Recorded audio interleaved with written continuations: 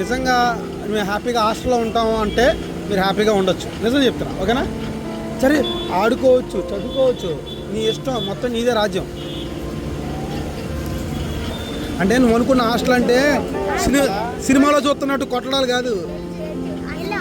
Already ముగ్గురు నలుగురు నా దగ్గర ఉన్నారు, ఆడపిల్లలు నా దగ్గర ఉన్నారు. కొట్టేస్తున్నారా? కానీ మేము అలా కొట్టం.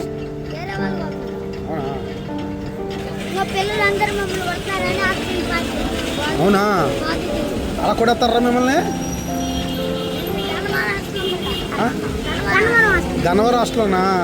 మరి మా దగ్గర ఉండొచ్చు, సరదాగా హ్యాపీగా ఆడుకోవచ్చు. రోజు మేము క్రికెట్ ఆడతాము, వాలీబాల్ ఆడతాము, మీకు బొమ్మలు ఇస్తాను, పుస్తకాలు ఇస్తాను, కొత్త బట్టలు ఇస్తాను. ఏంట్రా?